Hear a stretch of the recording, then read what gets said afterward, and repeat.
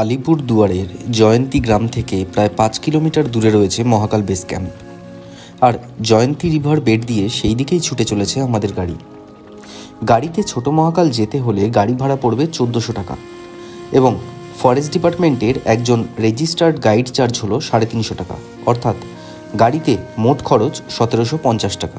প্রতি বছর গঙ্গাসাগর মেলায় যেরকম কয়েক লক্ষ দর্শনার্থী ভিড় করেন, ঠিক সেই রকমই কয়েক লক্ষ দর্শনার্থী রাজ্য এমনকি রাজ্যের বাইরে থেকেও মহাকাল দর্শনের জন্য ভিড় করেন মহাশিবরাত্রির সময়। শিবরাত্রি উপলক্ষে বসে বিশাল মেলা। এছাড়াও এই রিভার বেডেই প্রতি বছর বাটারফ্লাই সামিট হয়, যার ফটোগ্রাফি করার জন্য বহু ফটোগ্রাফাররাও দূর দূর থেকে ছুটে আসেন। বেস ক্যাম্প পর্যন্ত গাড়িতে আসার পর এবার হাঁটা পথ।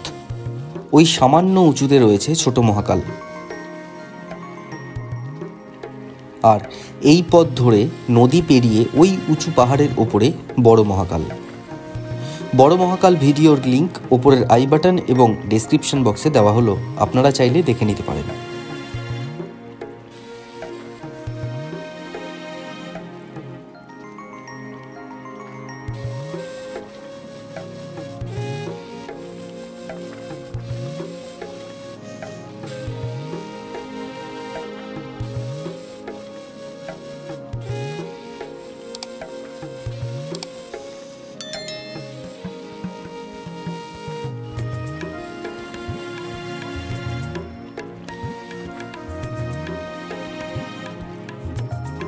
যারা আসলেই প্রকৃতি প্রেমিক তারা হয়তো নদীর পাশে কাঠ ও বাঁশের তৈরি এই বেঞ্চে বসে কয়েক ঘন্টা নির্দ্বিধায় কাটিয়ে দিতে পারেন।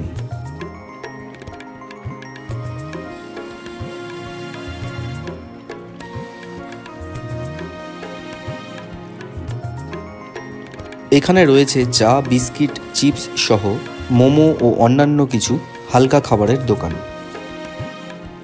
এখানে আরও একটা বিষয় আপনাদের জানিয়ে রাখি, ছোট এবং বড় এই দুই মহাকাল মন্দিরই কিন্তু ভৌগোলিক সীমানা অনুযায়ী ভুটানের মধ্যে অবস্থিত।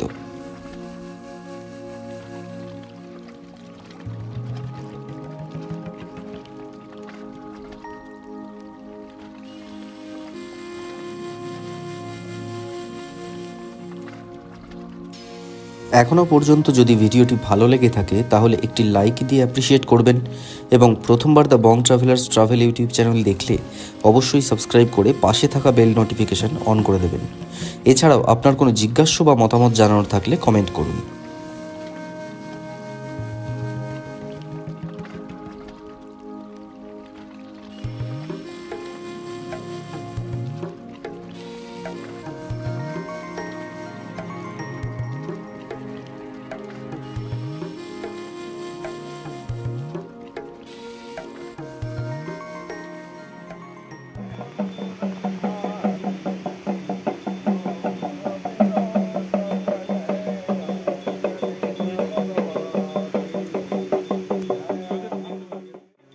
পাহাড়ের ওপরে সবুজে ঘেরা সামান্য কিছুটা সমতল ভূমি, হাওয়ায় দুলছে রং বেরঙের প্রেয়ার ফ্ল্যাগ, আর তার মাঝেই ধূপধুনো জ্বালিয়ে চলছে দেবাদিদেব মহাদেবের আরাধনা।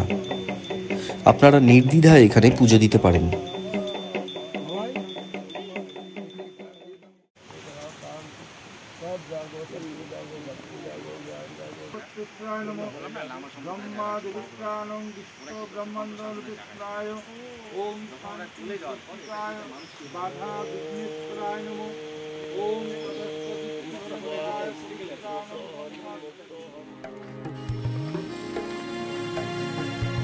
এরপর আরও কিছুটা ওপরে উঠে আবার নিচে নেমে দেখে নিন ঝর্ণা। একদিকে যেমন দেবতার স্থান, অন্যদিকে ঝর্ণা, নদী, পাহাড়, জঙ্গল সব মিলিয়ে এক দুর্দান্ত জায়গা এই মহাকাল মন্দির।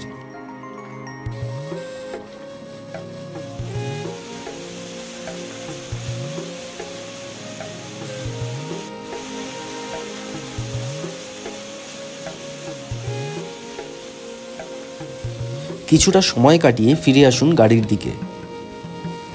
সম্পূর্ণ ছোট মহাকাল ঘুরে দেখতে সময় লাগবে প্রায় 1.5-2 ঘন্টা। হাতে আরও কিছুটা সময় থাকলে ঘুরে দেখুন এবং উপভোগ করুন জয়ন্তী রিভার বেডের সৌন্দর্য।